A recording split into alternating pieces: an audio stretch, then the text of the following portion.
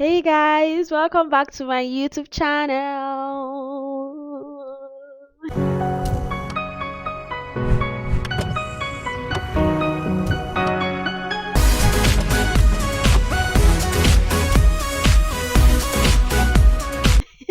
It's your girl Adesola, and this is Story Time with D. If this is the first time you are seeing my face and coming across my YouTube channel, welcome you to the tribe. Welcome, welcome, welcome, welcome to the family. And if you're a returning subscriber, kills, welcome back to yet another interesting video. So, from the title of this vlog, we're just going to be going right into it because it's pretty direct. I'm going to be talking about love languages, the five love languages, but I'm going to be linking this to faith and the love language in the kingdom. You understand what I mean? Because there's nothing I'm doing in the real world that we don't have in the spiritual world. Okay. So now we know the five love languages generally. We have quality time, we have the words of affirmation, we have the gifts, we have physical touch, and we have the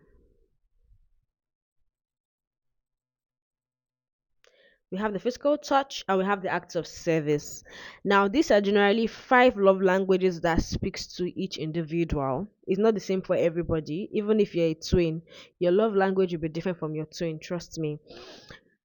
And this love language is what I've realized personally, like from my own personal experiences, that this love languages they could change. Like there's a season for a love language.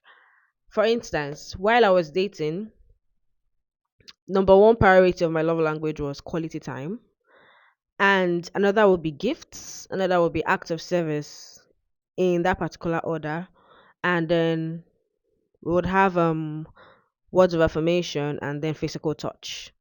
Now, we all know why it had to be in that order, at least physical touch.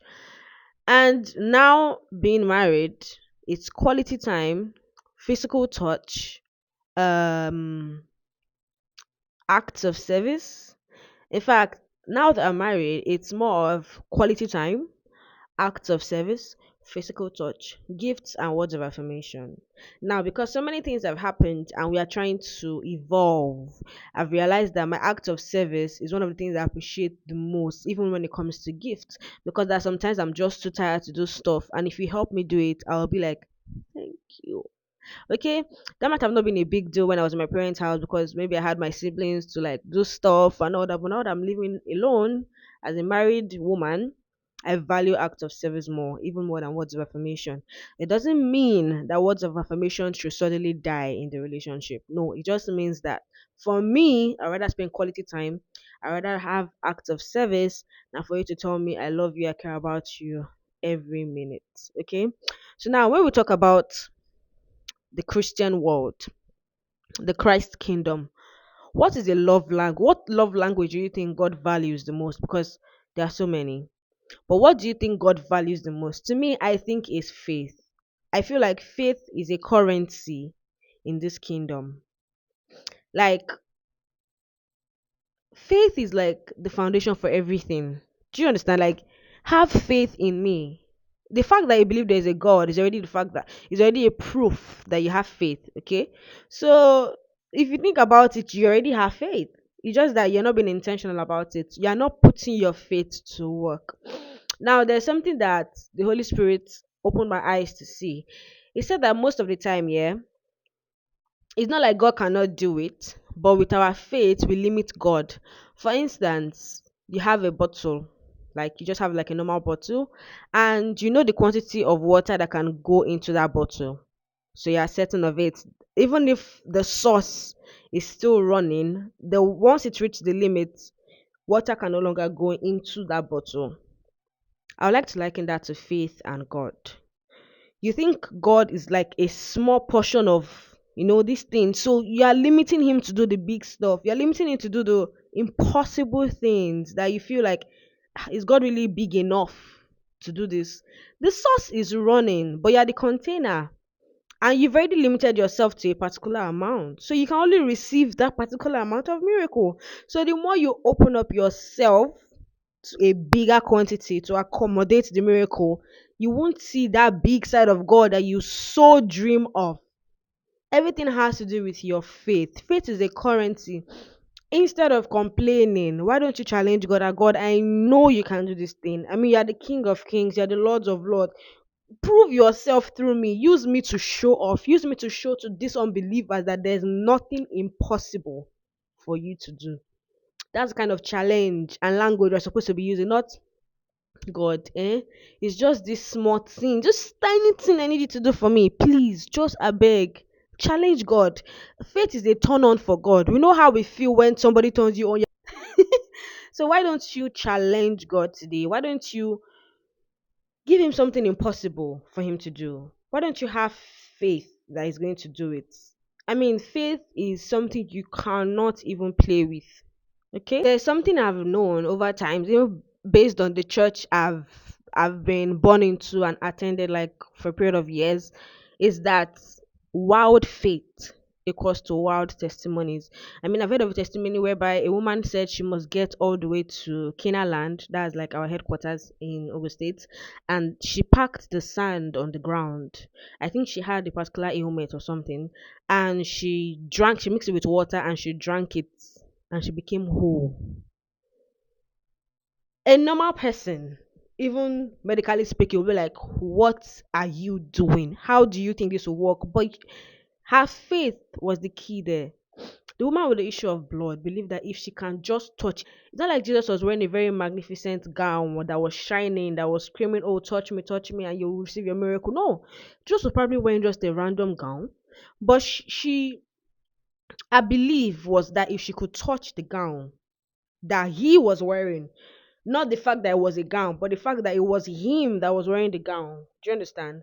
That she will receive her healing. And that was it. She received it. The activity of believing was what gave her a healing. It wasn't necessarily the gown that she touched. It was the fact that she knew and she believed that if I can touch this gown that this Jesus is wearing, oh, I'm going to get my healing. That was what gave her the healing. So what is that? What is that thing that you feel is impossible for God to do? Me personally, I've had so many testimonies that I'm still going to share. Is it about my passport, my visa? Is it about my husband's visa? I mean, we booked our ticket to travel to the UK here even before my husband got his visa. And everybody at the UK via office was telling us, who does that? Even the agent was like, why would you do that? Who books ticket before a visa comes out? Blah, blah, blah. But I know what I heard. I knew the person that was leading me. I knew that it was that time. I knew it was the one going ahead of me. So we booked the ticket. Even though we came within the space of like one day, but he came. We came. Do you understand? We challenged God. Like that day, I got late. I got to the airport late because we're at the visa office waiting for the visa to come out. Unfortunately, the visa did not come out that day, but it didn't mean the visa was not going to come out. The visa came out the next day in the morning, and my husband left Nigeria. If you are talking to somebody, they will probably even discourage you. And this is where doubt comes in. Doubt is an enemy of your faith. Once there's a little doubt in your heart, it will take the mercies of God for you to see that miracle. Like doubt is always there. You know, it's always in the background, like fear. And to take faith to subsidize that fear. Now let me go to the five general love languages. Based on my experience, I've realized because I was having a conversation with my friends the other day, and most of the times we misinterpret what these love languages mean, interpret how we show these love languages. For instance, I love quality time. I wouldn't rank gifts on my first three, like on my first three charts for love languages, yeah. But it doesn't mean I don't like receiving gifts. Now, just because I do not like receiving gifts as much as I like spending quality time doesn't mean that my partner or my friends do not value receiving gifts even more than acts of service. Do you understand? So this is why you have to understand people around you. You have to know what love language does this person prefer the most. So you're not giving the wrong language. Um I've heard stories from Adesuwa and Banky W, from Pastor K and Pastor M, where they were giving out their own love languages to their partner and expected their partners to be happy, whereas their partners were anticipating their own form of love their own form of receiving love. Like, why are you buying me a car when I needed to just be home with me? Even though the car is good, yes, the car is quite necessary, but I would rather we even spend time trying to pick out the car you want to buy for me. Your presentation is left to you, but with the fact that we're spending that quality time together, I'm okay. Instead of going all the way out, picking the car yourself and doing other stuff, the effort will be appreciated. But I'm just saying quality time is more important to me. So I would like to challenge us. I'm going to drop a link for you to know, just in case you're not even aware of what you value the most. Do you value spending quality time with people? Do you feel satisfied? Like, do you feel loved when people spend some quality time with you? Do you feel loved when people do stuff for you? Do you feel loved and appreciated when people buy you stuff? Or do you feel loved when people keep telling you, I love you, I care about you? I mean, that is very important. Words of affirmation cannot be underestimated, especially when you're trying to build a relationship. You always have to put yourself out there that I care about you, I'm intentional about you, I love you, and all those kind of stuff.